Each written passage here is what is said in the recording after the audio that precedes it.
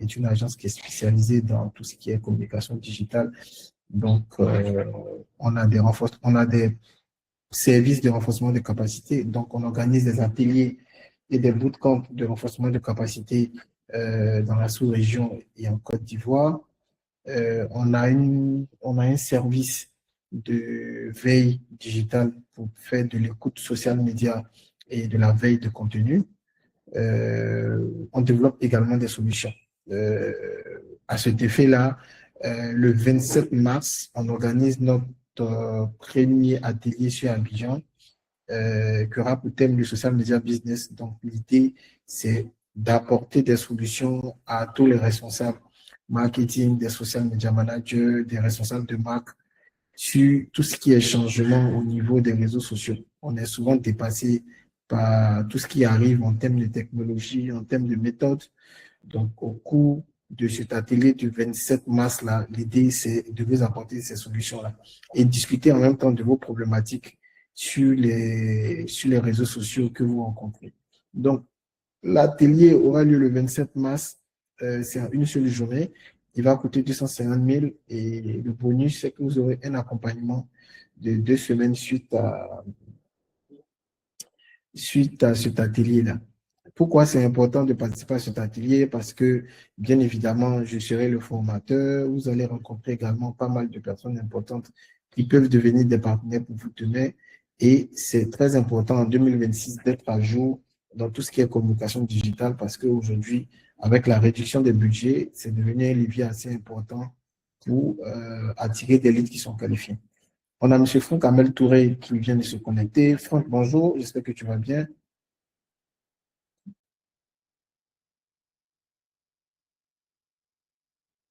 Franck, tu m'entends?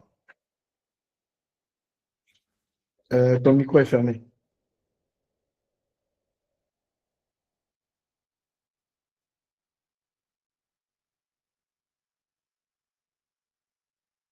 Franck, je ne sais pas si tu m'entends.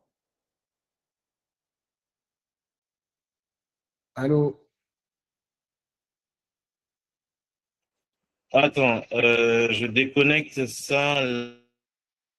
Ouais, je préfère même que tu déconnectes la caméra parce que très souvent aussi, la caméra. Non, non, c'est parce que en fait, l'iPhone a pris le relais pour être le micro. Oh, Et je croyais qu'on m'entendait. Là, tu oui, m'entends je maintenant? t'entends très bien. Alors, si vous entendez également M. Franck Amel Touré, vous pouvez juste mettre OK dans le chat pour confirmer que vous entendez très bien également.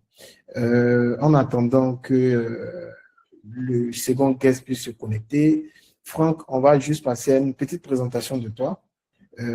Qui tu es, c'est quoi Mr. Philippe, des personnes qui ne savent pas en fait, voilà. Mister Pili, bon, déjà, je suis Franck Armel Touré, je suis entrepreneur ivoirien. Donc, je suis sur, on va dire, sur, je suis entrepreneur, enfin, j'ai créé cette boîte depuis 2020 officiellement. Avant ça, on était dans un secteur un peu, on va dire, comment dire déjà, informel. On était dans l'informel, le temps de régulariser tout et puis d'avoir la solidité du marché. Nous sommes passés donc sur le marché formel à partir de 2020, 2019-2020. Qu'est-ce que je vais également dire? Donc, je suis également marketeur de formation, marketing et comptabilité. Donc, j'ai ces deux bases-là en fait dans ma besace qui nous permettent en fait de mener mon entreprise comme je le fais aujourd'hui. En fait. Voilà, c'est tout ce que je peux dire sur moi. Nous sommes aujourd'hui, avant, on avait c'était une entreprise de restauration classique. Aujourd'hui, nous sommes passés vraiment à une entreprise de restauration livrée. On appelle la restauration livrée, c'est tout ce qui est cuisine et plus directement livraison, plutôt que de passer par une salle habituelle. Voilà. Donc, c'est un peu ce que nous sommes aujourd'hui. Voilà, c'est ce que je peux dire sur moi. D'accord. Donc, on en discutait et on en discute très souvent. Aujourd'hui, la question, pourquoi le choix d'être à 100% sur le digital en termes de communication, surtout en termes de stratégie d'acquisition? Écoute, déjà, il y a trois raisons. Trois raisons d'être à 100% sur le digital. Nous, on a fait le choix d'être à 100% digital on avait vraiment la possibilité d'être en même temps sur le classique. Déjà le classique, parce que déjà la première raison, c'est une question de moyens. Quand on a débuté, c'était une question de moyens. Nous n'avions pas de moyens, suffisamment de moyens pour pouvoir faire face donc et accéder à un marché qui était de plus en plus difficile à rencontrer et puis surtout à cerner. Donc la première raison pour laquelle on est arrivé là, c'est vraiment pour des raisons financières. Mais ce qui a consolidé en fait notre position et surtout nos choix, c'est que le digital nous a permis en fait de briser d'abord la première chose, briser les barrières géographiques. On ne vend plus seulement à ceux qui passent devant une boutique. C'est parce on va chercher des personnes en fait qui ont un téléphone, qui ont un ordinateur. Je ne sais pas si c'est assez précis dans ce que je dis. Ensuite, la deuxième raison, c'est Oui, qu'on c'est précis. on peut transformer par la suite en fait un client qui étaient auparavant des clients anonymes, qui vont maintenant passer en client avec des clients qui deviennent des ambassadeurs pour la marque. Ensuite, la troisième raison, c'est on sait exactement ce qui plaît et on sait vraiment assez rapidement avec le digital, en fait, qu'est-ce qu'il faut pouvoir dépouiller, comme il faut retirer, en fait, les choses directement, en fait, dans les choix qu'on a fait pour le marché. Parce qu'il faut savoir que le digital est une conséquence d'une étude marketing. Donc, à partir du moment où vous faites une étude marketing, vous l'interprétez d'une certaine manière, et ensuite, avec le digital, vous allez rendre ça au client. Mais au retour, le client va vous redonner quelque chose. Et quand il vous redonne ça, il va falloir l'analyser. L'avantage du digital, c'est que c'est très rapide. C'est très rapide, il vous permet d'ajuster très vite vos menus, en temps réel vos produits, et en temps réel aussi comment ça s'appelle, vos process en interne. Voilà. Super. Tu as évoqué tout à l'heure quelque chose qui est très important, qui est occulté par beaucoup de nouveaux marketeurs aujourd'hui, c'est l'étude de marché. Et de manière factuelle, à quoi ça consiste en fait, cette étude de marché-là? Aujourd'hui, on va dire, sur les 10 dernières années, parce que comme tu le sais, l'étude de marché, il y a 20 ans, il y a 30 ans, dépendait d'une logistique un peu lourde. Aujourd'hui, comment avec le digital, tu arrives, où tu es arrivé en fait, à simplifier en fait ce processus d'étude de marché qui t'a permis tout de suite de comprendre la psychologie en fait de tes clients. Écoute, l'avantage du digital, c'est que le digital, comme tu l'as dit, a transformé le paysage, mais également transformé la manière en fait de s'adresser aux clients. Avant, pour une étude de marché, il fallait envoyer toute une armada de personnes sur un marché, aller collecter des informations, ensuite la dépouiller, ensuite l'étudier et puis sortir de là en fait un schéma. Aujourd'hui, c'est simple. Nous, ce qu'on applique en tout cas de notre côté, c'est que c'est assez simple. On fait ce qu'on appelle un MVP, c'est-à-dire un produit valable minimum, un produit minimum valable qu'on va déposer sur le marché. Et quand le client nous donne, quand les retours sont bons et quand on sait que ça a accroché, parce que je pense que ça va tomber avec une question que certainement que tu vas poser plus tard pour savoir comment est-ce qu'on accroche, comment on transforme nos clients, nos prospects en clients. Mais effectivement, quand, euh, quand nous on procède pas à une étude de marché classique avec un appel, avec des questions. On vend, on crée un minimum de produits, on crée un produit minimum qui ressemble un peu à ce que le client, on pense avoir retenu en fait du marché, on le vend et ensuite on appelle les clients, ou bien les clients testent, ou soit on utilise donc la base de données qu'on a récupérée à partir du moment où on a fait des ventes. Parce que le digital, les gens ont l'impression que c'est uniquement les réseaux sociaux. Le digital, c'est pas les réseaux sociaux. Le digital, c'est utiliser en fait tous les outils digitaux pour nous permettre d'aller récupérer une information ou surtout communiquer également avec un client. Donc, on utilise le téléphone portable, on va utiliser les temps de connexion, les heures de connexion, on va utiliser les moments, on va savoir en fait à quel moment les gens ont l'habitude de commander. Ça, c'est des choses qui vont nous permettre de lire et on va savoir en fait le produit il est commandé à quel moment. Est-ce qu'il est commandé le midi? Est-ce qu'il est commandé le soir? Est-ce qu'il est commandé à 20 heures? Est-ce que les gens ont aimé? Et derrière, en fait, dans la composition du produit, dans le cadre de la restauration, on va plus ou moins ajouter des options. Et puis, on va voir, en fait, à partir des options, donc, parce que on a aussi également, quand vous achetez un outil qui permet de rassembler les informations, on va voir quels sont les produits qui sortent le plus. Est-ce qu'on a pris avec du fromage ou sans fromage? Est-ce qu'on a pris avec une sauce ou sans sauce? Est-ce qu'on a pris ça, ça, ça? Et ça nous permet vraiment d'affiner rapidement un produit, un concept, et de voir si oui ou non on peut le lancer ou si on ne peut pas le lancer. En fait, c'est ça l'avantage du digital. C'est que le digital, il faut l'ancrer en fait dans le système de traduction dans l'entreprise, mais également dans la manière de collecter l'information auprès du client. Je ne sais pas si j'ai répondu correctement à la question. Ouais, parfaitement, parce qu'en fait, ça dénote en fait de la simplicité même si dans le fond, c'est un peu complexe pour des personnes qui ne s'y connaissent pas, mais après, à force de le pratiquer, ça facilite beaucoup plus la tâche. Alors, en 2 ou 3 points, est-ce qu'aujourd'hui, tu peux nous dire comment les réseaux sociaux et le digital dans son ensemble ont réussi en fait à apporter de la croissance à l'ensemble de ton activité? Bah, écoute, c'est ce que j'ai dit un peu au départ. J'ai dit que ça m'avait permis d'abord de briser les barrières parce que avant, pour s'adresser à des personnes, il fallait être uniquement dans un quartier. Je prends par exemple, nous, dans le quartier, nous sommes à Star 14. À Star 14, on va juste, comment ça s'appelle, communiquer dans le classique. Hein, on communique autour de nous, on envoie des prospectus et on fait tout ça. Alors qu'aujourd'hui, en fait, le fait de briser les barrières, ça nous permet de pouvoir nous adresser, en fait, sur les réseaux sociaux. Je prends le cas de Facebook. Vous allez délimiter en fait une zone géographique autour du restaurant où vous allez communiquer. Et cette zone géographique va vous permettre enfin, ce ciblage va vous permettre en fait tout de suite d'atteindre des personnes qui sont dans la zone géographique cible où vous allez pouvoir en fait vendre.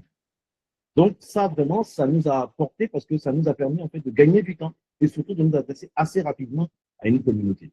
Ensuite, de deux, c'est que nous avons fait ce choix-là, comme je dis également, que c'était pour des raisons de, comment dire même déjà, des raisons économiques, parce que ce choix nous a permis d'économiser, mais également de pouvoir être très vite, comment dire même, flexible dans les choix qu'on faisait.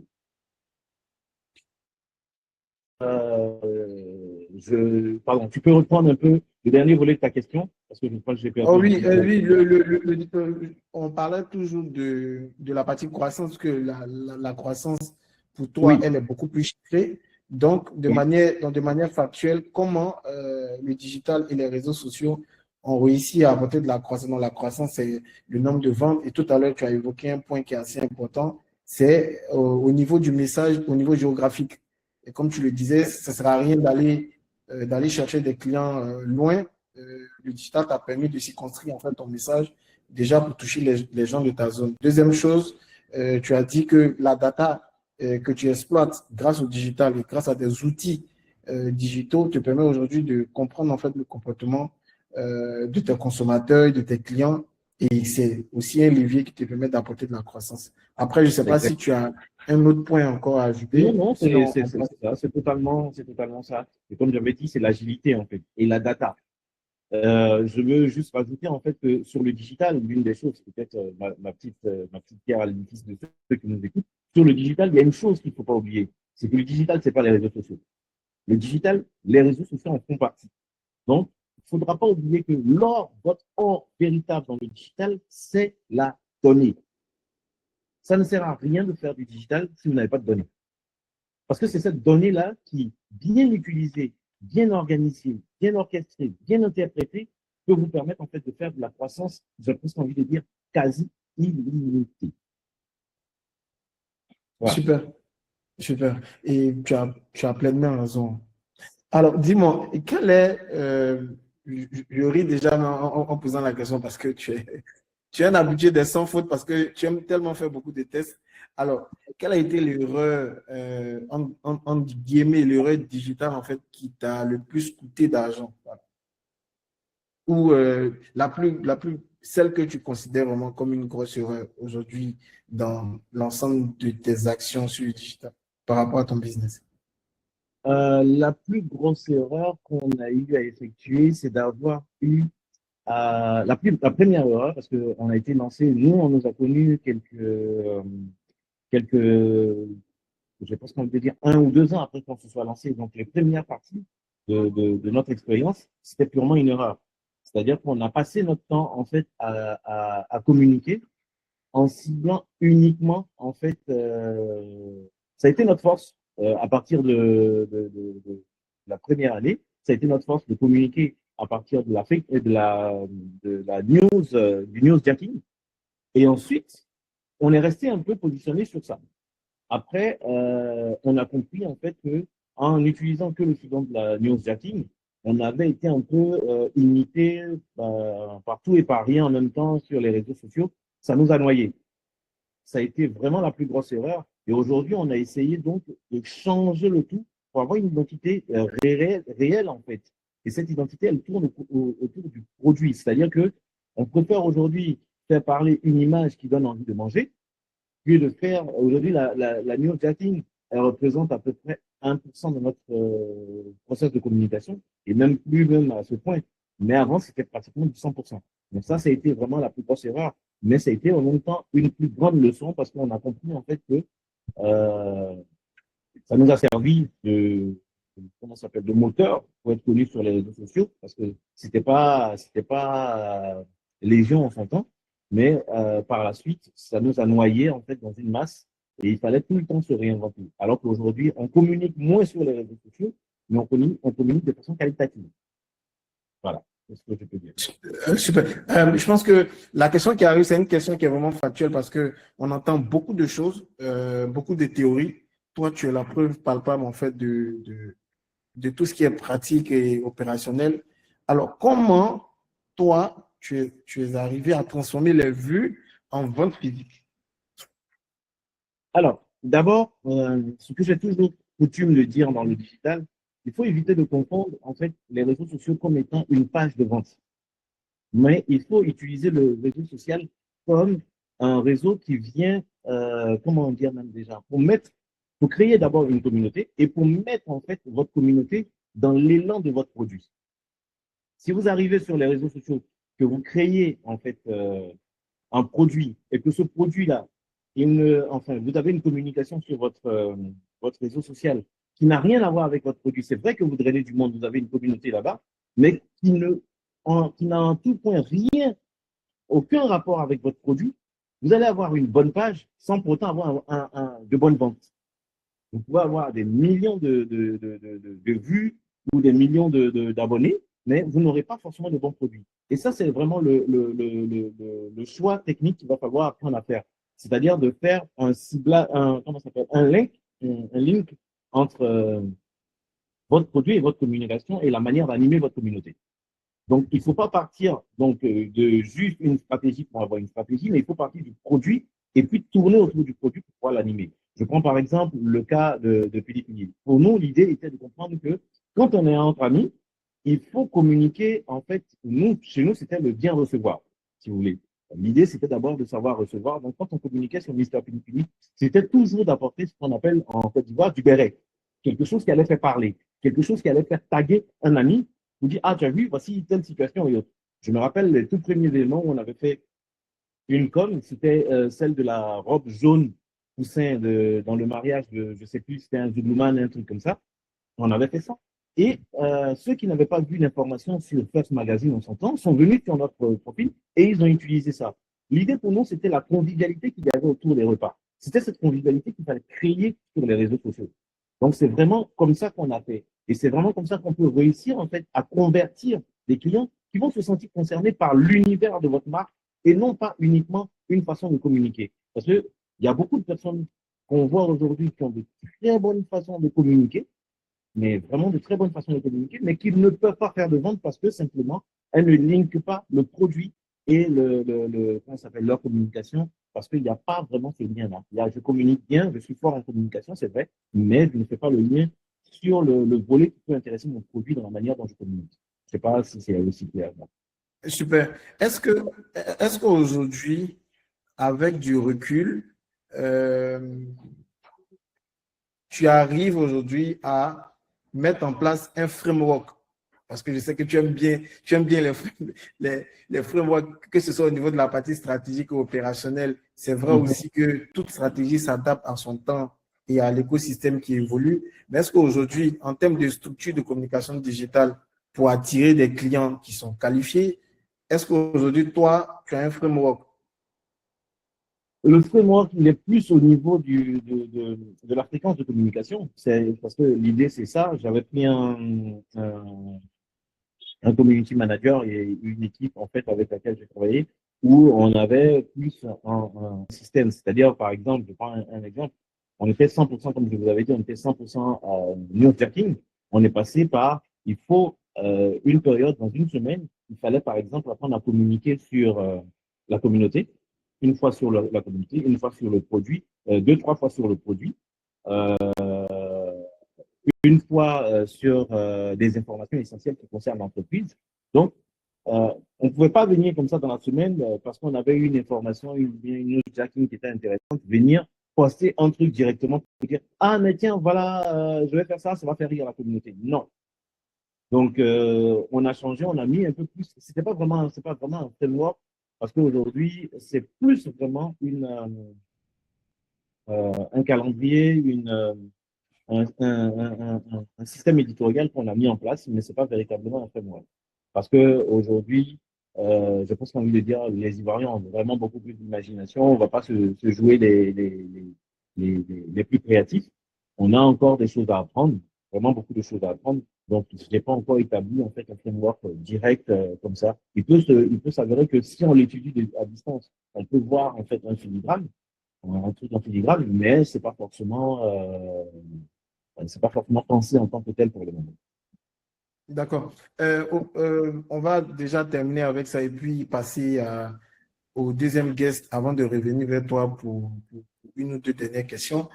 Aujourd'hui, tu fais partie de l'une des marques locales vraiment très structurées qui a choisi le parti pris de réduire tout ce qui est publication en organique Oui, et de travailler de manière stratégique avec de la publicité. Parce que exactement. ce fut un temps où tu étais à fond au niveau de l'organique et tu faisais aussi du mix, mais aujourd'hui, tu as décidé de te concentrer sur de la publicité et sur du référencement. Donc, pour des personnes qui sont là, à quoi répond ce parti pris aujourd'hui? Bah, écoute, déjà, ça dépend. Quand on se lance, il y a, pour ceux qui ont déjà assisté peut-être à une ou deux masterclass que j'ai eu à lancer, que j'ai eu à faire, pardon, vous allez comprendre en fait que il y a deux choses.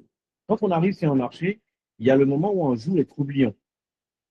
On a besoin d'être vu. Donc, quand tu as besoin d'être vu, tu communiques pas de la même manière que quand tu as été vu. Je ne sais pas si je me fais comprendre, mais il faut Oui, vraiment faire la nuance entre ces deux-là. Quand vous avez besoin d'être vu, vous pouvez faire beaucoup de bruit. Tout le monde va vous regarder. Mais si tout le monde vous regarde, que vous continuez de faire du bruit, vous ne devenez plus intéressant. Vous devenez soit agaçant, soit voilà. Donc, il fallait en fait à un moment donné, à partir de 2, 3 ans, 2 ans de communication hyper poussée sur notre mode, notre approche, qui était cette approche hyper rebelle avec vraiment des codes qu'on devait revoir et tout ça. Il fallait après cette période-là rentrer dans une courbe de maturité, dans une tranche de maturité où on devrait pouvoir montrer en fait toujours avec cet aspect rebelle, mais en disant, bah, écoutez, nous on a compris, on est là, vous savez maintenant, on va grandir à partir de notre communauté et pas à partir d'un produit. Pourquoi? Parce que c'est hyper intéressant de savoir que quand vous grandissez à partir de votre communauté, vous avez besoin en fait de vous adresser à elle. Organiquement, Facebook ne va pas vous permettre de pouvoir vous adresser à elle tous les jours. Donc, vous êtes obligé de passer par de la publicité où les réseaux sociaux vont pas, en tout cas les algorithmes généralement, ne permettent pas que vous vous adressiez à la même personne tous les jours, sauf si la personne a vraiment l'habitude de vous mettre dans ses premières vues ou quoi. Mais voilà, donc il a fallu pour nous faire le choix, en fait, même quand nous faisons de la publicité aujourd'hui, on fait le choix de la publicité auprès de ceux qui aiment notre page et ceux qui pourraient potentiellement aimer notre page, qui sont les amis de ceux qui aiment nos pages. Donc, on ne va pas au-delà, en fait, de cette audience-là, parce que pour nous, c'est très important de pouvoir, en fait, garder avec nous uniquement notre communauté. Je me rappelle de cette histoire que je pense que je t'ai déjà racontée, Yannick, qui était une histoire de Burger King au départ, qui avait créé sa communauté, qui ciblait tout l'azimut et tout ça. Et à un moment donné, ils ont compris qu'il fallait qu'ils donnent en fait un peu plus de poids à leur page. Donc, il fallait qu'ils gardent une communauté. Donc, ils ont fait un produit et en boutique, en restaurant, je crois que c'était quelque chose comme ça, il fallait faire en fait un choix. Donc, quand vous faites en fait un choix, vous arrivez sur leur page Internet, vous avez deux choix à faire. On dit si vous n'aviez pas, par exemple, de burger, est-ce que vous accepteriez de partir chez McDo, comment ça s'appelle? Leur burger farm n'était pas là, est-ce qu'ils acceptaient de partir chez McDo? La plupart de ceux qui ont cliqué, oui, je partirai chez McDo pour me prendre un burger, sont tombés sur un autre site. Et puis, ceux qui ont cliqué sur non, je veux uniquement ce burger ou rien, bah, en gros, ils sont repartis sur la nouvelle page, ils ont liké la nouvelle page, ils ont eu les nouveaux réseaux sociaux avec les nouveaux codes de valeur, avec les nouvelles approches marketing. Et puis, les autres sont restés sur l'ancienne page. Et sur cette ancienne page, ils ont delete carrément l'ancienne page, et puis ils sont restés sur, comment ça s'appelle, focus sur la page qui gardaient leur communauté. Il faut vraiment comprendre en fait que communiquer n'est pas forcément cibler tout le monde. Nous, c'est le choix qu'on a fait. Je ne dis pas forcément qu'on a raison, mais le choix qu'on a fait, c'est de communiquer pour avoir uniquement notre communauté et communiquer uniquement auprès de notre communauté. Juste rappeler à notre communauté. Mais on ne va pas venir faire encore du tapage auprès de notre communauté. Donc, ah, c'est bon, ça va, ça suffit. On doit suffisamment vous. Voilà, c'est un peu comme ça. Ouais, super. Je pense que c'est très enrichissant, surtout cette étude de cas que tu viens d'expliquer. Nouroudine, je pense que tu étais là, tu es arrivé il n'y a pas un moment, qui est notre spécialiste maison dans tout ce qui est acquisition de trafic. Nouroudine, moi, je vais surfer sur la réponse de Franck. Aujourd'hui, en termes de publicité pour une PME, pour toi, aujourd'hui, quelle est la durée moyenne? Je pense que je vais revenir encore à Franck, qui utilise pas mal de photos pour pouvoir acquérir des leads. Pour toi, aujourd'hui, quelle est la durée de vie moyenne en fait d'une bonne créative, quoi, d'un bon visuel? À partir de quel indicateur on se dit non que cette photo ou ce visuel-là est essoufflé en fait pour aller me chercher de nouveaux leads? Merci pour la question. En termes de durée, ce sera difficile à dire parce que il y a plusieurs paramètres à prendre en compte. Mais l'un des critères les plus basiques, c'est de voir quand on a un visuel qui tourne bien, qui rapporte du trafic et qu'à un moment donné, ça commence par fléchir, faut aller voir est-ce que le taux de clic, le taux d'interaction, le taux d'engagement sur ce visuel a commencé par décliner par rapport aux jours ou aux périodes précédentes. Et à partir de ce moment-là, vous pouvez déjà couper. Ça, c'est la base.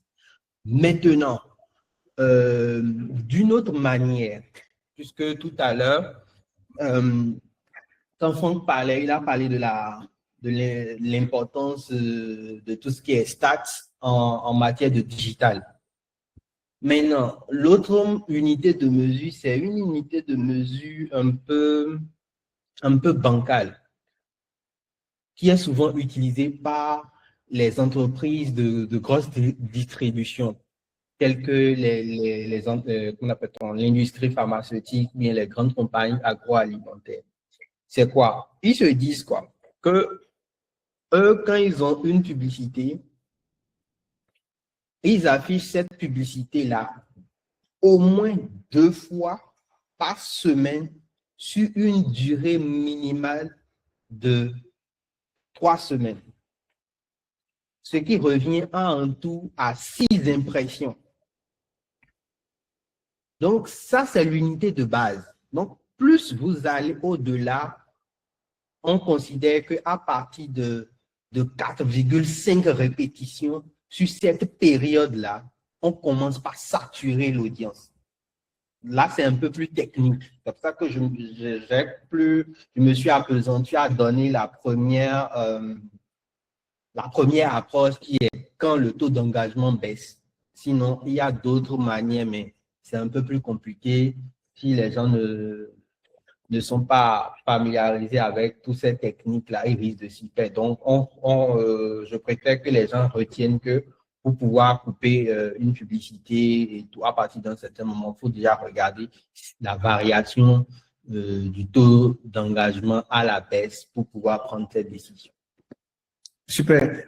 Franck, moi je reviens à toi. Je pense que tu nous as longuement fatigué avec plusieurs types de photos, des photos en studio, des photos dans le restaurant, des mises en scène. Aujourd'hui, toi, comment tu arrives à identifier que telle photo ou X passe ou ne passe pas en fait là? Ton micro est fermé. Ton micro est fermé. Désolé. Désolé. D'abord, en interne, quand on fait une photo, il faudrait que cette photo nous fasse envie. On passe un peu le truc. Est-ce que ça te fait envie ou est-ce que ça te fait pas envie? Il faut que ça présente le produit dans l'état dans lequel le client va le retrouver. Si ce n'est pas le cas, on ne va pas le faire. Donc, c'est comme ça qu'on fait le choix en fait, du visuel qu'on veut présenter au client. Ensuite, il y a les produits de nouveautés, il y a les nouveautés. Les nouveautés, elles sont furtives, c'est-à-dire qu'on va les présenter rapidement. À la fois, je me sers aussi de relais sur mon profil perso, surtout en story, où je vais présenter furtivement en fait un produit et je vois en fait derrière s'il y a une demande.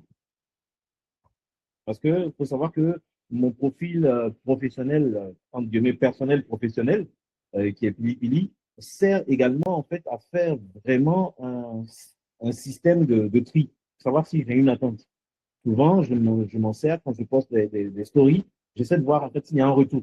S'il y a un retour, je garde la photo, euh, je la mets en favori et puis on va retravailler un type de photo identique. Je ne sais pas si c'est un peu, mais c'est un peu mon code triche en fait. Ça me permet vraiment de savoir en fait si une photo a eu en fait un engouement. Si elle a eu un engouement, tu peux voir ça tout de suite parce que tu vas voir autant de personnes qui vont liker sur la story Facebook, parce que nous sommes vraiment à 99% Facebook. Autant sur la story Facebook, tu vois qu'il y a eu d'engagement, bah, tu prends ça et puis bah, tu commences sur la page. Et puis, forcément, il y aura un retour qui sera quasi équivalent à ce que à ce que j'ai vécu c'est vraiment le acte que j'utilise. Super. On va parler maintenant budget. Noureddine, aujourd'hui pour toi, qu'est-ce qui est recommandé en termes de répartition pour le budget publicitaire? Et après, on va passer à Franck qui pourra nous expliquer aussi en termes de budget comment, au fur et à mesure que l'entreprise a grandi, il a réussi en fait à trouver la bonne répartition. Donc aujourd'hui, Noureddine, pour toi, quelle est la répartition en fait en termes de budget à investir lorsqu'on veut on veut utiliser la communication digitale pour attirer des clients, des leads qualifiés. En fait. Bon, en termes de répartition de budget, c'est beaucoup plus entre une approche flexible. On peut partir sur de. Après, ça dépend aussi de, comment on appelle-t-on, comme Franck le disait, est-ce que c'est une entreprise qui a besoin de se faire voir ou est-ce que c'est une entreprise qui a déjà une certaine capitale de notoriété? Donc, si c'est une entreprise qui a besoin de se faire voir, je suis tenté de dire, dans cette période-là, il faut mettre peut-être du 40% sur de la notoriété. Maintenant, quand on dit notoriété, tout dépend du contenu qu'on pousse. Donc, il faut voir, comment on appelle-t-on, les types de contenus à pousser. Donc, il faut faire attention à ça. Il ne faut pas pousser du contenu pour pousser du contenu. Après 40% de notoriété, on peut partir sur 40 autres pourcents en acquisition pour générer des leads et garder 20% pour faire tout ce qui est test créatif. Parce que ça ne sert à rien de mettre du budget sur des visuels qui n'attirent pas. Comme Franck l'a dit, il faut avoir 20% du budget qui te permet de tester sur une petite audience à petite échelle et valider les créations sur lesquels on va allouer plus de budget dans les deux autres types de répartition qu'on a vu en haut. Donc, voilà ce que je peux recommander. Super. Franck, bien avant d'arriver à la répartition, j'ai une petite question pour toi. Alors, pour toi, hein, de ton expérience, hein, vraiment pour une PME qui se prend au sérieux, et en fait, je veux dire, quel est le minimum, en fait, vraiment le minimum à partir duquel tu te dis, OK, je pense que cette PME-là commence à se prendre au sérieux. Pour toi, un chiffre. Un chiffre. Pour moi, en tout cas pour une PME, c'est minimum entre. Là, on parle uniquement du budget de communication, ou bien on parle de l'équipe, tout ça en même temps. Non, non, on va parler du budget de communication digitale et puis je vais aussi préciser en fonction des différentes phases. Donc, on va partir de la phase de démarrage et la deuxième phase de stabilisation et après peut-être la phase d'acquisition.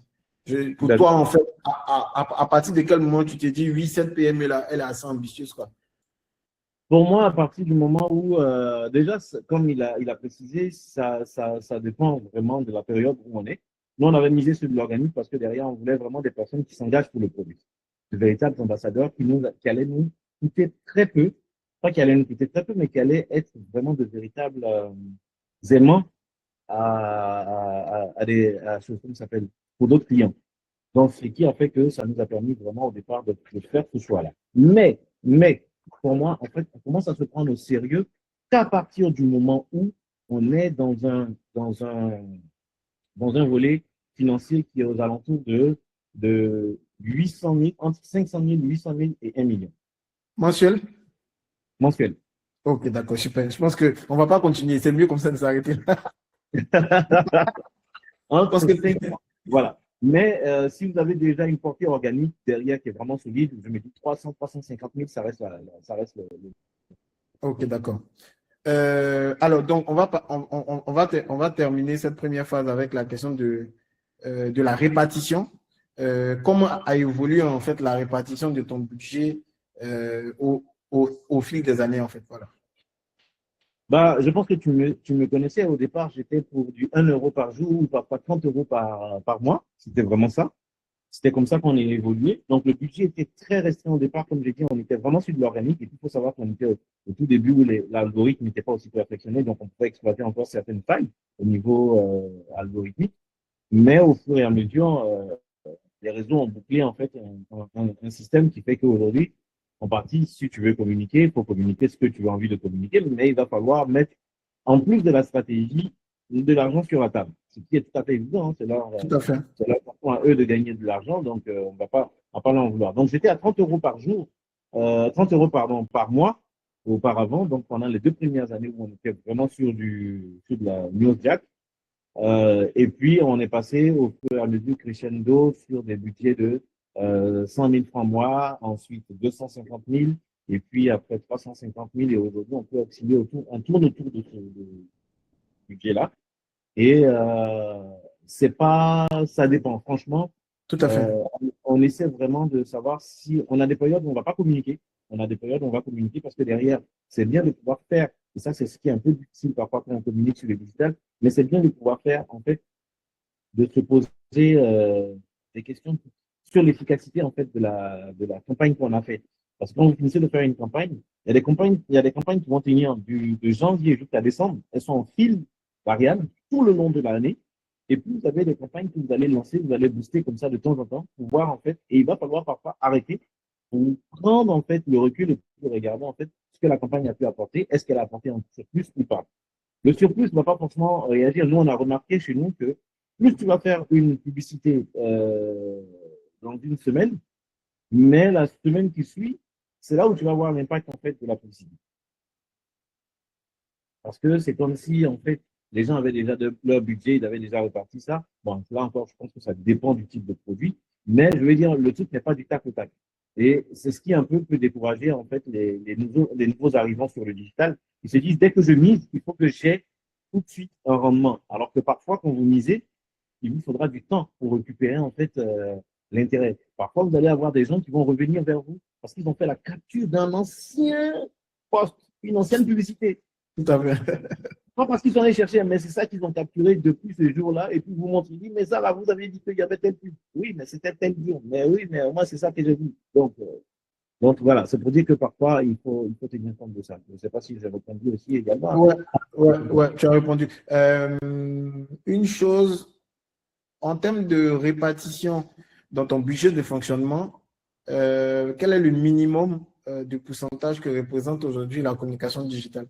C'est-à-dire, quel est le pourcentage minimum que tu respectes? C'est vrai que ça fluctue d'une année à une autre, d'une période à une autre, où le budget de communication digitale peut représenter peut-être un tiers, mais quand on voit que ça va, ça peut représenter un dixième.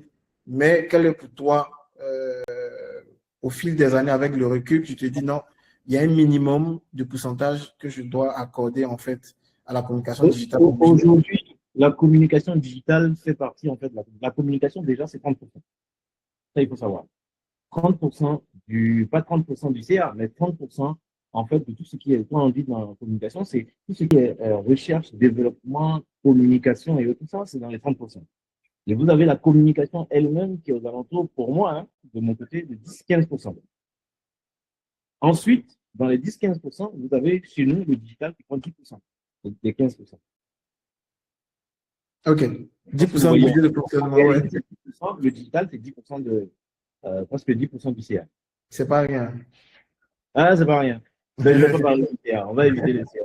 Tout à fait. Noureddine, je termine avec toi. Aujourd'hui, en 2026, les gens utilisent en fait les objectifs publicitaires à tort et à travers, que ce soit au niveau de la publicité à partir du mobile ou à partir de l'outil publicitaire. Aujourd'hui, pour toi, quelle est la hiérarchie en fait à suivre au niveau de l'utilisation en fait de ces objectifs publicitaires en fait, parce que tu as des personnes qui recherchent de la visibilité tout de suite qui vont appuyer sur l'objectif vente, d'autres utilisent notoriété parce qu'ils veulent vendre. Donc aujourd'hui, quelle est ta recommandation en termes de hiérarchie de l'utilisation de ces objectifs-là?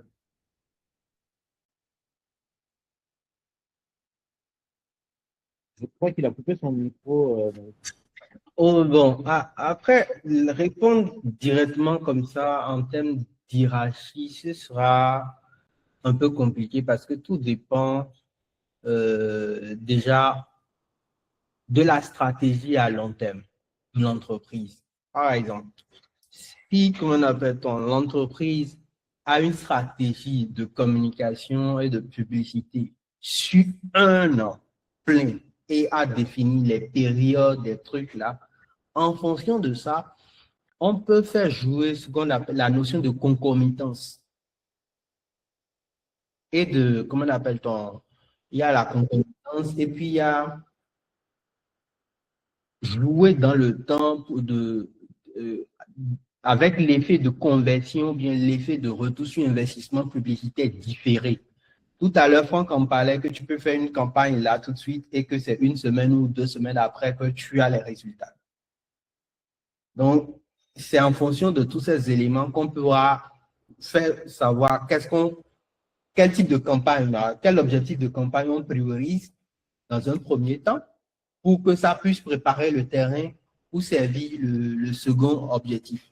Après aussi, pour toujours enchérir dessus, depuis un certain temps, les gens parlent de Andromeda. Andromeda fait partie de l'une des dernières optimisations de l'algorithme Facebook. Et Andromeda parle essentiellement des créas. Mais il y a l'autre optimisation dont beaucoup n'en parlent pas, c'est le progressive learning. Le progressive learning, c'est quoi? Son principe est de voir, aujourd'hui, vous avez ces personnes-là qui s'intéressent à vous. Peut-être que demain, des personnes qui, en se basant sur ce que les recherches, bien sûr, les trucs auxquels les personnes qui s'intéressent à vous aujourd'hui ont été habituées, Facebook va commencer par proposer vos contenus à des gens qui sont sur une pente glissante, qui pourraient avoir besoin de vous dans 3 semaines, dans un mois. Prenons par exemple le cas des femmes enceintes. Parce que généralement, quand les gens sont enceintes, ils font des recherches, ils s'attardent sur par exemple des produits de bébé, des trucs d'allaitement, de nouveau-né, de machin, de choses. Quand Facebook constate ça et qu'il y a une entreprise qui commercialise par exemple des produits de bébé, dans l'effet progressive learning va commencer par prendre en compte. Parce que quand l'enfant va naître, qu'est-ce que les gens font? Les gens font des photos, des trucs qu'ils posent sur les réseaux. Que ça soit sur WhatsApp, Facebook a la capacité d'agréger, même si la personne ne vient pas poster sur Facebook. Facebook va agréger. Et la dame qui vend peut-être des vêtements de bébé pour 1 an, quand elle va pouvoir lancer, Facebook va calculer et quand l'enfant va se rapprocher des 1 an, on va commencer par la cibler. Donc, il faut pouvoir voir sur au lieu de voir du court terme, c'est beaucoup plus intéressant de voir la publicité en termes de moyen et long terme. Là, c'est beaucoup plus rentable. Et là, comme Gemma le dit, la publicité, ce n'est pas une course de fond. L'objectif, c'est de réduire les dépenses, les pertes sur le court terme et d'optimiser le retour sur investissement sur le long terme. Donc, il n'y a pas forcément d'hierarchie, mais il faut pouvoir jouer avec les différents types d'objectifs comme levier pour passer d'un niveau A à un niveau B et tout en faisant progresser sa cible de gens, la cible me découvre aujourd'hui, je crée de l'engagement pour les garder dans le temps et puis à un moment donné, vous poussez aussi des trucs de conversion pour que ceux qui sont assez déjà engagés et en phase avec votre marque ou bien votre produit puissent passer à l'étape d'après. Et même quand les gens deviennent clients, en fonction du type de produit que vous avez, vous devez aussi travailler à les retenir pour que le cycle, ils ne reprennent pas le cycle à zéro. Est-ce que je peux ajouter quelque chose? Parce que, bon, je vais Oui, laisser oui, oui, oui. C'est bon, Nouroudine, c'est bon, Nouroudine, c'est bon? Là, je viens de voir Franck Junior qui posait une question, qui a dit comment construire une communauté autour d'une entreprise de manière concrète. Alors, Franck, pour les questions, on termine d'abord. Ah, d'accord. En fait, Ok, d'accord. Donc, autour de ce qu'il a dit, ce que je voulais dire, c'est, moi, je sais qu'on est dans une communauté digitale et qu'il y a une bonne partie de ta communauté qui est au niveau du digital, mais eux tous, certains sont entrepreneurs. Et pour certains, ils pensent qu'ils vont pouvoir faire à la fois l'entrepreneuriat et en même temps faire le digital de façon. Ça, c'est quand tu débutes. Mais à un moment donné, là, il faut apprendre à utiliser des outils et surtout des éléments ou des collaborateurs véritablement proches de ta stratégie. Effectivement, c'est comme quelqu'un qui veut développer, qui est chef de projet web, qui doit connaître effectivement le web, les langages de programmation et autres, mais il n'est pas obligé de développer lui-même. Et ça, j'aimerais que les gens aussi apprennent à comprendre ça. Il faudrait qu'ils apprennent à le comprendre et à cerner ça. On n'est pas toujours celui qui doit appliquer forcément les choses, mais celui qui peut conduire. Donc, il faut qu'ils apprennent à devenir aussi des porteurs de projet, parce que parfois, tu peux savoir, mais tu peux ne pas savoir rendre. Parce que le savoir, c'est une chose. Et puis derrière, voilà, il m'est arrivé, par exemple, de dire à toi, Yannick, que j'avais besoin de personnes dans mon équipe digitale, dans mon équipe marketing, où je suis venu vers toi et je t'ai dit, ah, j'ai besoin de quelqu'un parce que… C'est pas parce que je ne sais pas faire, mais à un moment donné, parfois, il faut laisser la place et puis être celui qui dirige. Ça te permet en fait de pouvoir beaucoup plus facilement assimiler ce que tu peux apprendre chez Yannick et puis le transmettre à quelqu'un et puis dire, bon, voilà ce que j'attends et voilà. Parfois, tu ne peux pas forcément être l'expert. C'est juste ce que je peux dire. Voilà. Super, merci pour cette précision. Pour rappel, Nouroudine animera un atelier intensif au nom de Big Five le 28 mars. Donc, le lendemain de l'atelier que je vais animer, lui, sa thématique, c'est investir en publicité avec une logique de rentabilité. Donc, vous allez apprendre à relier en fait vos budgets publicitaires aux objectifs business dont nous sommes en train de parler aujourd'hui avec Franck et avec lui-même de routine. On va vous apprendre également à choisir les bons canaux et les formats publicitaires adaptés. On va vous apprendre à lire la performance réelle de vos campagnes et vous aider à réduire votre budget publicitaire avec des techniques de pointe. Moi, la veille, j'animerai un atelier, mais qui sera beaucoup plus concentré sur du social media marketing, donc vous aider à transformer votre présence en ligne en chiffre d'affaires, comme on a réussi à le faire. On va vous apprendre à transformer votre visibilité en machine à cash, à mieux organiser surtout votre équipe de communication digitale ou comment choisir les bons prestataires et comment aligner votre communication sur des objectifs business qui sont assez clairs. Franck l'a dit, c'est très important. C'est important non seulement de se former et d'apprendre à déléguer. Or, si on ne s'est pas formé au départ, on ne saura pas bien choisir les prestataires. Merci à Franck et à Nouroudine. On va passer maintenant à la séance des questions. Je vais lire déjà les premières questions qui sont là. Alors, on a Franck Junior qui nous dit comment construire une communauté autour de son entreprise de manière concrète. Est-ce qu'il faut faire de la publicité ou quels sont les types de contenus à publier? Alors, Franck, tu vas d'abord donner toi ta réponse et après nous aussi pourra donner voilà. sa. Je ne vais pas pouvoir répondre à toute la question parce qu'elle englobe aussi une partie de ce que Nouroudine va pouvoir nous dire. Moi, le ad, tout ça, je ne suis pas dessus. Moi, je suis sur la stratégie pour emmener en fait la création d'une communauté. Je prends un exemple. Okay. Vous vendez des voitures. Vous vendez non. Vous vendez des voitures. Il va falloir prendre en fait. Souvent, on oublie, je pense que j'avais déjà parlé de ça, on oublie en fait que il faut construire d'abord une image pour ensuite construire une communauté autour de cette image. Donc, construire une image, ça revient à faire quoi? Ça revient d'abord dans un premier temps à se dire en fait, il y a 12 archétypes, pour ceux qui ont déjà fait peut-être des masterclass ou pas, mais j'ai déjà parlé de ça. Il y a 12 archétypes, et ces 12 archétypes, il va falloir en choisir un. Tu peux construire, tu peux être créateur ou constructeur d'une marque auto, et puis derrière, en fait, décider d'être le rebelle, le troublion, en fait, de tout ça. Si tu arrives, tu vas peut-être, par exemple, décider que toi, tes voitures, un peu comme ce que Elon Musk fait, toi, tes voitures, par exemple, elles vont pas s'ouvrir avec une clé classique. Elles vont s'ouvrir avec un téléphone. Les gens vont dire, oh, mais est-ce que tu dis que toi, c'est pas ça, c'est pas ça. Ouais. Donc, à partir du moment où je t'ai positionné comme étant une marque qui vient pour changer les règles du jeu, donc en tant que troublion, comme a pu l'être Harley Davidson sur les motos qui sont hyper bruyantes, ça dérange tout le monde, mais les gens aiment. Donc, tu choisis en fait le côté troublion et tu décides de communiquer à partir du côté troublion. Je m'explique. Vous avez une marque de voiture qui change toute la gamme, vous allez prendre uniquement ce côté tourbillon-là et puis créer en fait une communauté par-dessus. Vous allez peut-être choisir le volet, montrer par exemple sur votre volet de communication une vidéo ou un réel qui va peut-être voir un gars qui arrive et puis il est en train de chercher ses clés partout.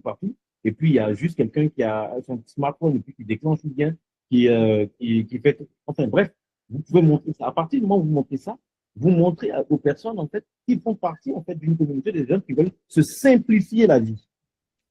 Je ne sais pas si vous voyez un peu ce que je veux dire. Donc, vous comprenez que votre message communautaire, c'est la simplification de la vie. Donc, tout ce que vous allez faire va tourner autour de ce message de simplification de la vie. Je ne sais pas si je me suis fait entendre, Franck. Ouais, non, mais ouais, je pense que c'est assez clair. Ça a le mérite d'être assez clair, en fait. Voilà. Donc, c'est comme ça pour créer vraiment cette communauté-là. On ne crée pas une communauté parce qu'on se dit, ah non, moi, je veux communiquer. Non, on crée une communauté autour d'un message qu'on veut faire passer par rapport à sa marque. Super. Nouroudine, est-ce que toi, tu as un apport au niveau de cette question? Il disait, est-ce qu'il faut faire forcément de l'ad pour construire une communauté autour de son entreprise de manière concrète? Non, je pense que l'exemple que moi je peux donner, c'est ce que Big Five fait depuis un bon moment avec comment appelle-t-on, les webinaires par exemple, des contenus thématiques. Et s'il fait attention, il va voir que chaque contenu adresse un problème. Et s'il est là, c'est parce que la plupart des contenus que Big Five propose adressent des problèmes qui l'intéressent, auquel il est confronté et le besoin naturel de trouver des solutions à ces problèmes-là l'ont poussé à venir assister à ce webinaire ou à assister aux prochains ou aux différents événements que Big Five met en place.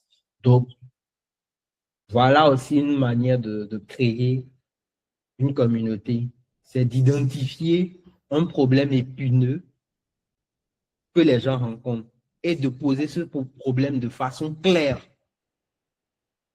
pour que les gens puissent dire, OK, là, il me parle. Il ne faut pas qu'il y ait de l'ambiguïté. Parce que je vois généralement, les gens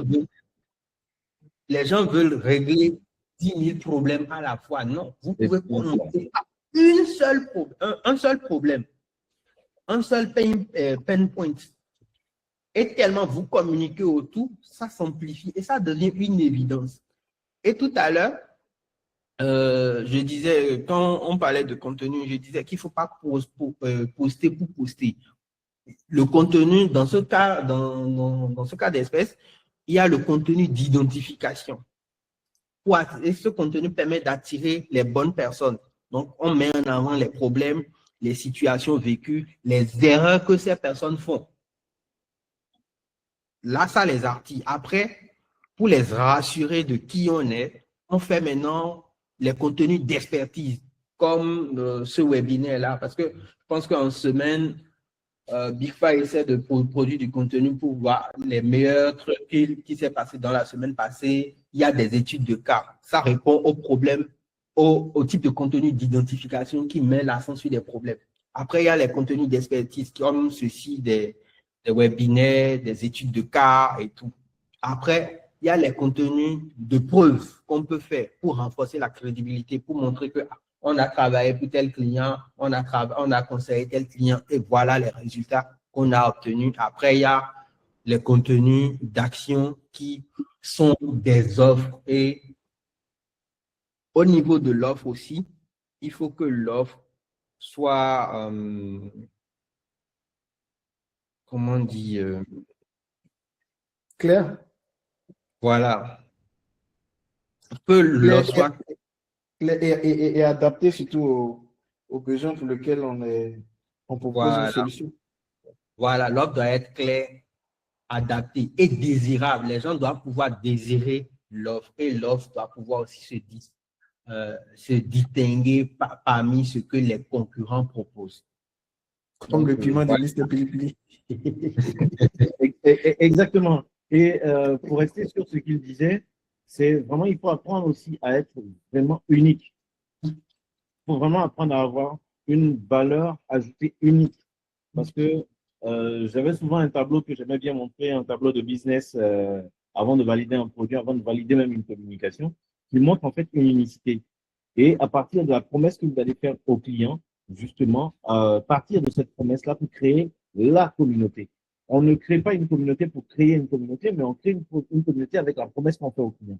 Si vous avez fait la promesse de faciliter la vie à des clients, vous devez communiquer autour de la facilitation de la vie. Comme il a dit, sans ambiguïté. Elon Musk a fait la facilité, enfin le défi de vouloir communiquer autour d'une communauté qui est à la fois geek.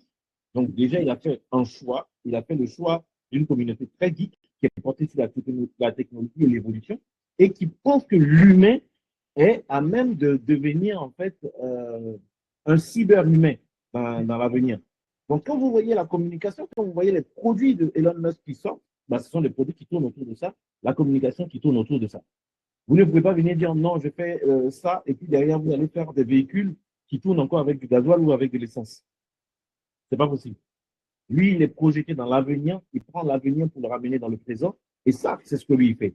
Et si vous avez un produit qui parle, je ne sais pas, bon, personne n'a donné d'exemple de produit, mais si vous avez un produit qui parle de poulet et que c'est pour manger, mais il va falloir que vous dites, bah, je veux que ce poulet-là soit mangé dans quelles conditions, ou bien quel est mon intérêt quand je fais ce poulet-là. Je veux que les personnes qui arrivent à manger soient, par exemple, des personnes qui aiment recevoir.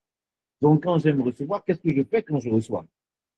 C'est ça, en fait. C'est sur ça que vous allez créer votre communauté. Mais vous n'allez pas venir dire, je vends des burgers et puis dire, non, je vais m'intéresser à ceux qui veulent partir au champ. C'est pas possible.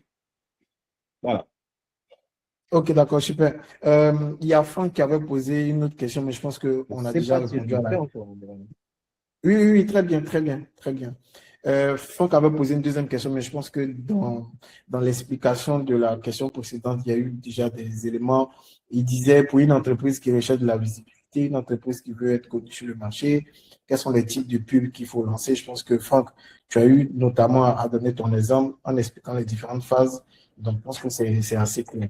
Il y a Ibrahima qui disait, Armel, il parle de toi, Franck, disait que les réseaux sociaux ne sont pas forcément adaptés pour rester en contact avec la communauté.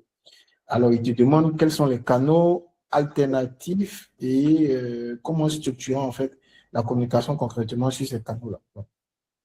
Voilà, les réseaux sociaux, comme je l'ai dit dans mes échanges déjà précédemment, et surtout aussi sur ma page quand je partage des tips, déjà, il faut savoir que le digital n'est pas forcément réseaux sociaux. Ça, c'est une chose, c'est une certitude.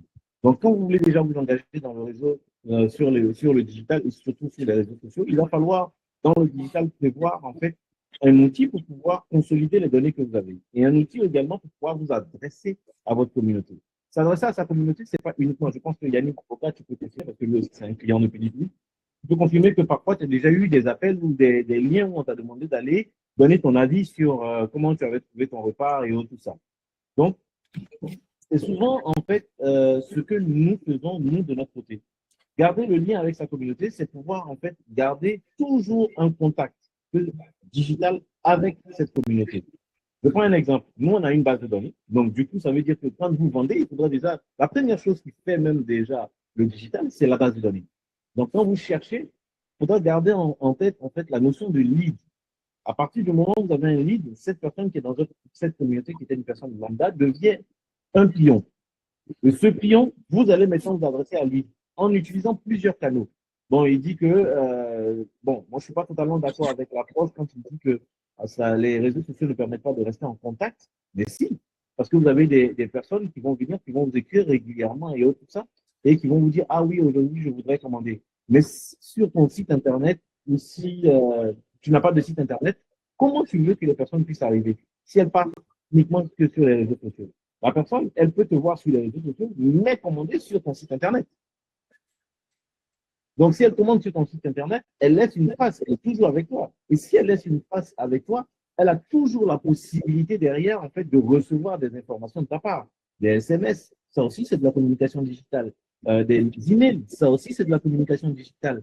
Comment ça s'appelle, des messengers, ça aussi, c'est de la communication digitale. Donc, on n'est pas forcément en train de dire, il faut que je poste, et puis c'est dans les commentaires que je dis que j'ai une communauté. La communauté, elle se crée en fait à partir d'une base de données qui dit que toutes ces personnes qui sont dans cette base de données ont quelque chose en commun, mon produit. Donc, je communique avec elles. On est toujours dans l'idée de communiquer. Donc, je communique avec des gens qui ont quelque chose en commun avec moi à partir de ma communauté. Voilà. Super. Rapidement, sur la notion de base de données, c'est important parce que avoir une base de données, c'est pas forcément avoir un CRM, bien des machines de guerre. C'est un simple fichier Excel, un fichier Google Sheet. Ça permet de garder le contact avec ceux qui sont venus peut-être par les réseaux sociaux. Et comme il a dit, aujourd'hui, on parle de multicanal ou bien de cross-canal. La personne peut venir par Facebook, acheter peut-être par WhatsApp, ou bien la personne peut même aller sur Google, votre fiche Google My Business et vous appeler. C'est à vous, surtout quand vous n'avez pas de site web pour qu'on puisse vous retrouver, c'est à vous de prendre sur vous et de noter au jour le jour les nouveaux contacts que vous avez et de garder ça. Facebook peut vous restreindre pour une raison ou pour une autre. WhatsApp peut vous bannir votre numéro pour une raison X ou Y. Mais si vous ne prenez pas la peine de noter au jour le jour, tout ce que vous aurez fait sera perdu. Or, quand vous avez le contact des gens, que ce soit numéro, que ce soit email, vous pouvez les relancer automatiquement. Même quand votre page est bannie, vous pouvez exporter ces numéros-là dans Facebook et faire ce qu'on appelle les audiences personnalisées et toucher ces personnes-là avec de la publicité ciblée pour leur dire voilà ce qui s'est passé, nous sommes de retour, nous sommes ici, nous sommes là, nous sommes là. Vous-même, votre business, vous pouvez être amené à déménager. Mais comment vous voulez que les gens savent que vous avez déménagé? Donc, c'est important de prendre quelques minutes à la fin de chaque journée et d'alimenter un fichier Google Sheets et de mettre nom de client, machin, chose, truc. Et même vous pouvez pousser le truc loin pour voir, ah, tel client, aujourd'hui, il a pris ceci, il aime telle couleur, il aime ci. Ça vous permet après de faire des suggestions quand vous avez des articles ou bien des produits qui pourraient intéresser ce gars-là, de lui faire des suggestions. La personne va se sentir flattée, considérée. Et c'est comme ça qu'on augmente, comment on appelle ça, le lifetime value. Parce que les gens ne comprennent pas. Quand on dit que la publicité, on gagne dans la durée, si vous dépensez 1000 francs pour avoir un client et que le client achète pour 2000 et qu'il ne rachète plus, c'est vous qui perdez. Mais si vous dépensez 1000 francs et que chaque jour, il achète pour 100 francs, à la fin de l'année, vous aurez gagné plus qu'il aurait acheté peut-être 10 000 en une fois. Donc, c'est là comment appelle-t-on, les avantages du fichier client bien de la base de données.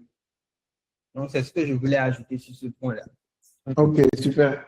Le webinaire était prévu durer 1 heure. Là, on a commencé à 11 heures, il est 12h10. On va passer en revue une dernière question. Il y a Christelle qui avait demandé ça. Je pense que c'est la réponse, elle est très rapide. Moi, je vais gérer ça. Existe-t-il une stratégie standard pour tout type de produit et un secteur d'activité? Non, ça, c'est non. Voilà. Chaque entreprise, chaque type de produit, c'est-à-dire même le concurrent de Mr. Pili Pili, il ne peut pas utiliser la même stratégie que Mr. Pili Pili parce que c'est pas le même ADN. Et Franck l'a dit tout à l'heure, chaque marque a un archétype. Donc, pour chaque archétype, il y a une posture. Donc, chaque homme a sa manière de se comporter. Donc, c'est de la même manière que chaque marque a sa stratégie. Alors, il y a une autre question de Christian. Comment créer et captiver l'attention? C'est-à-dire comment créer et captiver l'attention et faire rester les gens. Donc, je pense que ce sera la dernière question. On va s'arrêter sur ça. Alors, Franck, pour toi aujourd'hui, sur la base de tout ce qu'on vient de dire, parce que tu as parlé de beaucoup de choses, pour toi, en deux, trois mots, en deux, trois choses, pour toi, comment créer et captiver l'attention? Voilà. Alors, Christelle, il faut savoir que pour créer déjà, comme on te dit créer, on n'est pas tous créatifs au même niveau. Voilà. Ça, déjà, il faut savoir ça. Et que même si tu connais tous les détails de ton business, même si tu connais toutes les stratégies web ou marketing digital, tu n'as pas forcément la créativité. Parfois, il faut aller chercher un créatif pour faire le job. Ça, c'est aussi ça, reconnaître ses limites. Il faut avoir beaucoup d'humilité pour dire, ah non, là, maintenant, je suis limité, je peux plus créer quelque chose, je ne sais pas faire. Ou bien là, je ne sais même pas faire, je vais laisser. Mais le process pour créer quelque chose, comme je l'ai dit, c'est d'abord de créer l'ADN. Ça part du produit. Qu'est-ce qu'on a voulu? Donc, toujours l'étude de marché, hein, c'est-à-dire, ça part du produit. Qu'est-ce que j'ai voulu au départ en créant ce produit? La promesse que je me suis faite en créant ce produit, la promesse que je fais au client quand il va consommer mon produit. Est-ce que je veux être ancré dans la tête du client? Qu'est-ce que je veux que le client retienne de moi? C'est ça qui va définir en fait toute la stratégie. Donc, on ne peut pas savoir en fait, il n'y a pas un truc. Donc, à partir du moment où tu as défini cette stratégie avec qu'est-ce qu'on retient de moi, tu pars de là, maintenant tu dis comment je fais pour obtenir tel résultat. Je donne un exemple. Vous voulez obtenir un produit, il faut que vous sachiez que c'est l'addition de plusieurs choses, enfin une stratégie, pardon, c'est l'addition de plusieurs choses qui vont emmener vers ce résultat. Et pour avoir ces choses-là, il va falloir peut-être jouer à la fois sur des images, à la fois jouer sur des vidéos, à la fois jouer sur des cas des études de cas, comme il a dit Noureddine. C'est ça, en fait, c'est tout un ensemble de choses en fait qui vont vous emmener là. La stratégie ne peut pas être dite comme ça, comme il a répondu. Hein. Yannick ne peut pas vous dire comme ça, je fais cette stratégie, là, ça marche dans tel secteur, je vais aller reprendre la même stratégie pour aller d'autres. Effectivement, il peut avoir un masque, un film, mais franchement, en toute sincérité, ça dépend du message que vous souhaitez. Le message que vous voulez adresser ou que vous voulez que le client retienne va déterminer la manière dont vous allez mettre en place une stratégie. Et c'est d'ailleurs pour ça qu'il y a des personnes, justement, qui sont dans la stratégie marketing et qui sont justement consultants comme Yannick Boca, qui peuvent vous dire, bon voilà, moi, voilà l'approche que... Et même quand ces personnes vont vous dire, elles vont vous dire, c'est sous réserve, en fait, on n'a pas 100% la maîtrise d'un marché. Un marché peut nous donner un autre retour. Derrière, c'est comment on va réagir quand le retour va être fait par le marché. Mais sinon, il n'y a pas de stratégie réelle dite comme ça en tant que telle. C'est au cas par cas, avec toute une approche vraiment par rapport toujours à la promesse qu'on fait au client. Super. Oui, Noureddine? Non, je voulais juste ajouter aussi que la stratégie peut aussi changer, varier en fonction de l'environnement. Une stratégie qu'on va déployer à Abidjan ne sera pas la même qu'on va déployer à Boaké. Ça va différer de ce qu'on peut faire en Guinée ou ce qu'on peut faire à Cotonou. Donc, il y a autant de facteurs à prendre en compte et il y a aussi les éléments de positionnement et tout. Donc, avant de parler de stratégie, il faut se poser des questions sur les fondamentaux. Donc, et ces fondamentaux, je pense que Yannick en a parlé et puis Franck aussi en a parlé. Donc, c'est après avoir questionné tous ces éléments-là et à partir des réponses qu'on a obtenues qu'on peut maintenant s'asseoir et dire, voilà, on peut opter pour ceci en termes de stratégie. D'accord, merci. On va terminer avec André parce qu'en fait, moi, je n'arrive pas à comprendre sa question. Si André est là, est-ce qu'il peut ouvrir son micro pour poser sa question? Parce que il a posé des questions avec beaucoup de parenthèses. Donc après, quand c'est comme ça, c'est un peu compliqué de comprendre la question. Je ne sais pas si André est là. Kossi, est-ce que tu peux ouvrir son micro? Bonjour. Oui, Bon, il peut activer son bonjour. Ok, d'accord. Bonjour André. Ta question était, est-ce que l'un des véritables moyens pour créer une véritable visibilité autour d'une marque n'est pas une association d'activités, de personnes qui ont déjà de la visibilité? Après, c'est un peu difficile à comprendre. Est-ce que tu peux poser concrètement ta question à tout le monde? Non, Profite ma en même temps question- pour te présenter, hein, voilà. Ok, moi c'est André Makak. Je suis community manager de la microfinance Unix au Cameroun. Ok, Bonjour André. bonjour. En fait, ma question était de savoir en termes de visibilité, est-ce que aujourd'hui c'est de façon concrète, pas théorique, concrète, pour avoir une visibilité autour d'une marque, pour une entreprise qui est en quête d'une visibilité, est-ce qu'il ne devrait pas utiliser un marketing d'influence, c'est-à-dire, par exemple, Yannick a une certaine influence dans le domaine du marketing digital, ainsi que vous. Est-ce que c'est pas, par exemple, cette association-là autour de vos personnalités qui peuvent créer une réelle visibilité autour d'une marque? Pour Bon, moi, déjà, vas-y, vas-y. moi, j'ai déjà à répondre. Et l'exemple typique, en fait, aujourd'hui, pour moi, c'est Mister Billy Billy. Je pense que c'est l'une des rares marques qui n'a pas utilisé le marketing d'influence, on va dire, au départ.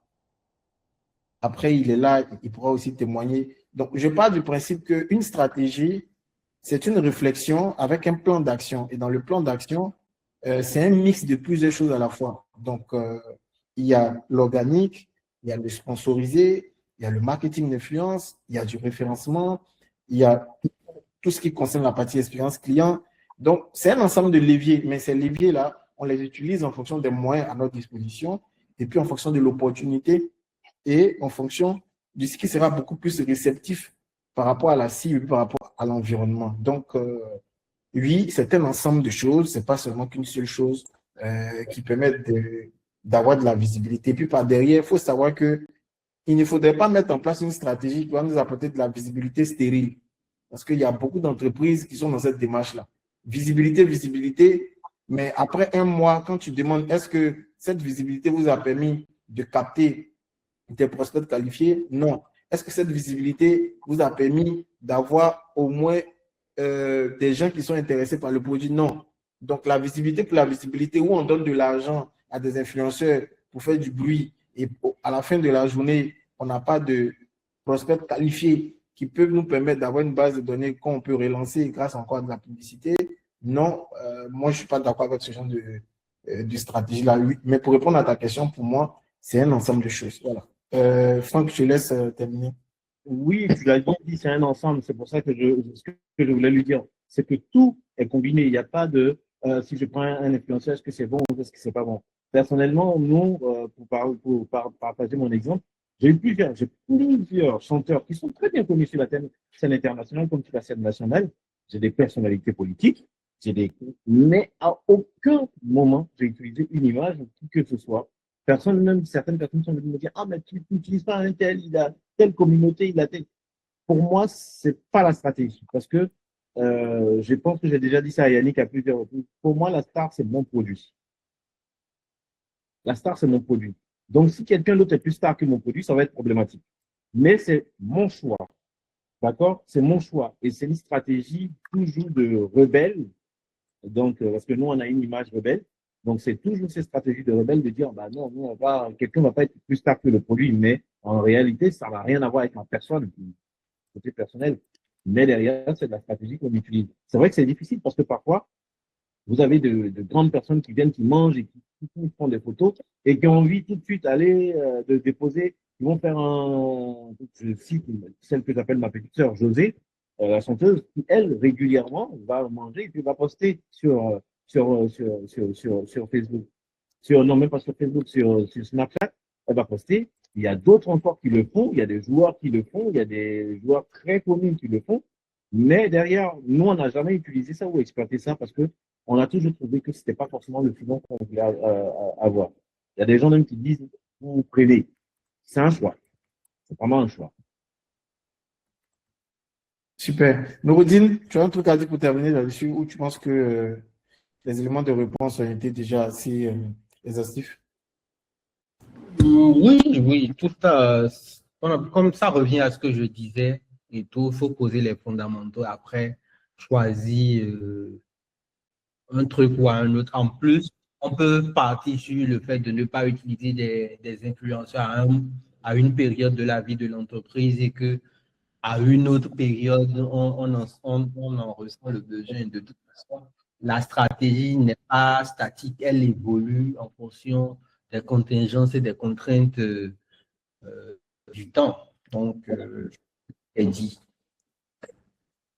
Super. En tout cas, merci beaucoup. Pour rappel, c'est Big Five qui a organisé ce rendez-vous qui s'appelle le rendez-vous social media marketing des PME et des marques. C'est un webinaire qui est dédié exclusivement à toutes les personnes qui sont des responsables communication de PME, des responsables communication de marques. Au fur et à mesure, la liste sera affinée parce que c'est un rendez-vous sur invitation. Aujourd'hui, on a décidé de l'ouvrir plus ou moins. Malgré le filtrage, on a réussi quand même à l'ouvrir à pas mal de personnes, mais c'est un rendez-vous qui est dédié en fait aux personnes qui occupent des postes de responsabilité au niveau de la communication pour des marques ou pour des PME ou des TPE. On remercie encore Franck Amel Touré et Noureddin Akinocho. Pour rappel, le 27 mars à Abidjan, on a un atelier intensif sur le social media business. Le 28 mars, sur investir en publicité avec une logique de rentabilité. Chaque atelier coûte 250 000. Donc, si vous êtes intéressé, n'hésitez pas à nous contacter directement sur notre compte LinkedIn qui est Big Five tout court. Merci à toutes les personnes qui se sont connectées. On ne pourra pas répondre aux autres questions. On remercie encore toutes les personnes qui ont pris le temps de se connecter et de nous écouter. Big Five vous remercie encore et puis on garde le contact. Voilà. Merci. OK. Merci. Merci. Merci, Yannick. Merci.